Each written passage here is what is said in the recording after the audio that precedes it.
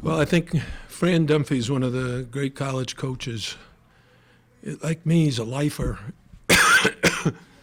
We're the same generation, played in college at the same time. He was a very good player and a really great guy. So it was an honor to coach against him today, and I'm very thankful that we ended up winning. But his kids are very resilient.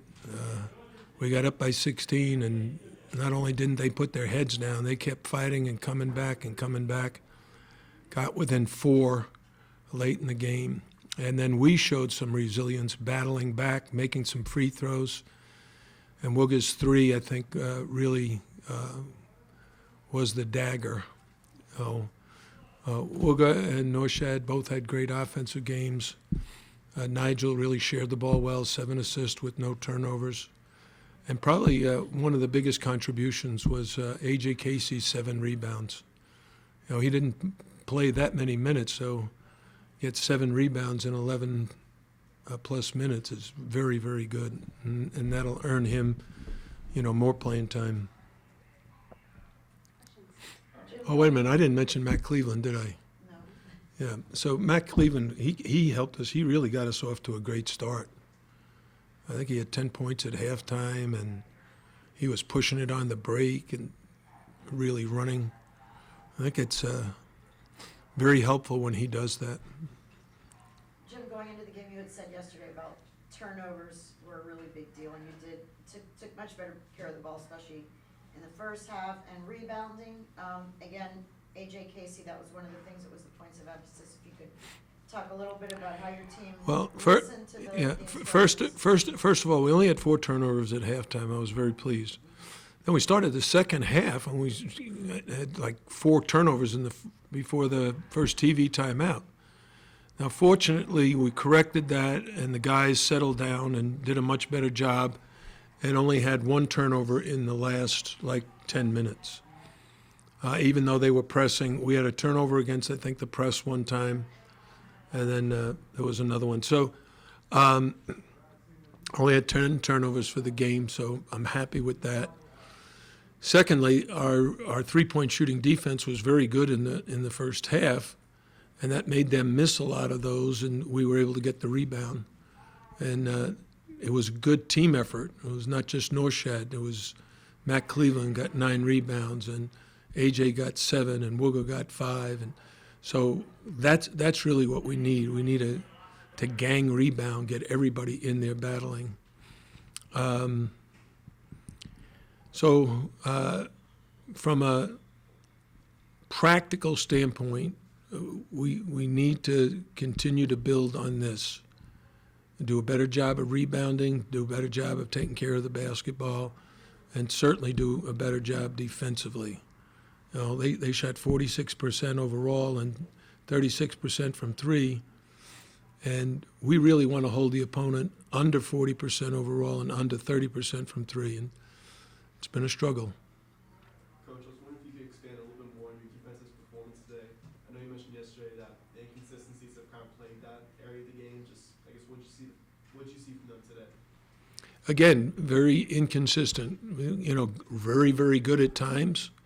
And you get ahead by 16. It was 18, actually. What? It was 18. We got up 18? Yeah. So then you have to sustain it.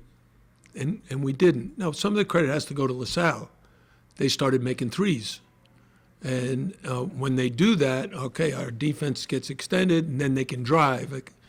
We had a period where they drove to the basket and they scored and got fouled, or just got fouled and went to the free throw line. So,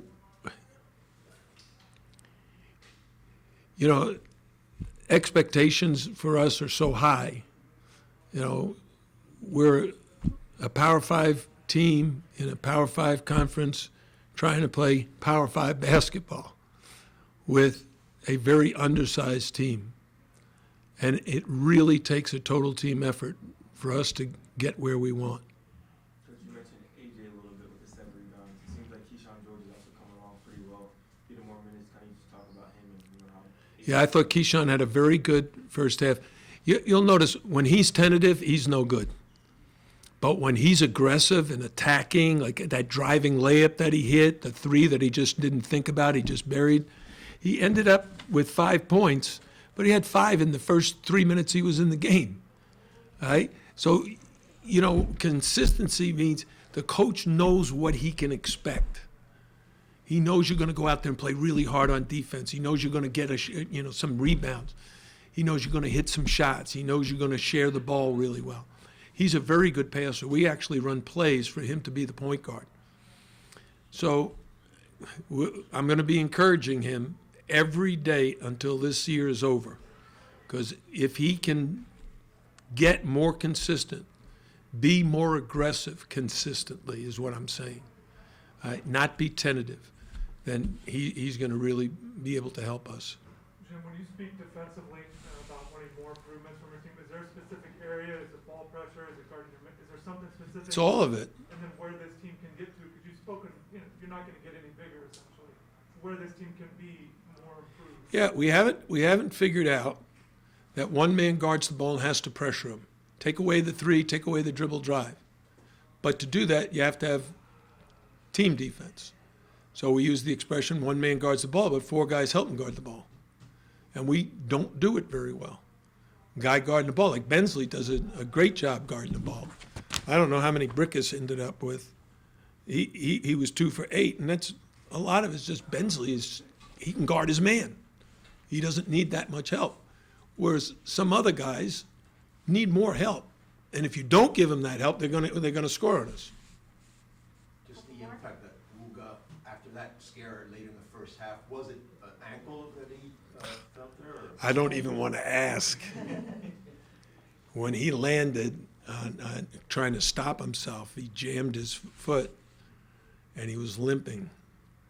He went to our trainer and he said, I'm fine. The trainer, again, what happened? Does it hurt? I'm fine. And he finally walked it off and played a great second half. So I'm pretty sure he's okay. Coach, you mentioned the performances of both Keyshawn and AJ, and I'm just curious, how do you go about instilling confidence in your bench players, especially when they're first and second year guys like Keyshawn and AJ? It is hard. They all want to play just a lot more minutes. They think playing time is the answer. No, the answer is not. No, playing well is the answer. Doing something to help us. I sent the players a couple of quotes from Gino Auriemma. Do you know who that is? So Gino's a friend of mine. We coached together at Virginia. I was an assistant. He was an assistant there. And he's doing stuff on social media, Instagram. And the first thing he said was he and his staff are big on body language, that they're not going to play anybody with bad body language, ever. Our players have to bring energy and be positive and be team-oriented. And so I sent that to the players, and I think we're very good in that category. But the second thing I sent him, he said, it doesn't matter what your role is. If you're asked to set screens, be the best at setting screens. If your job is to pass the ball to the leading scorers, do a good job of passing the ball. If your job is to defend the leading scorer, do a great job of defense. Whatever your role, do something that helps your team succeed. And that's what we're trying to do.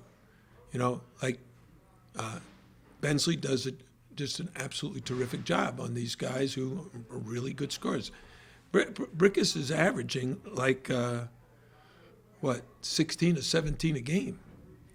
And he ends up going 2 for 8, 0 for 4 from 3 with 1 free throw. Man, I wish everybody was like that. That's the game. Thanks, everybody.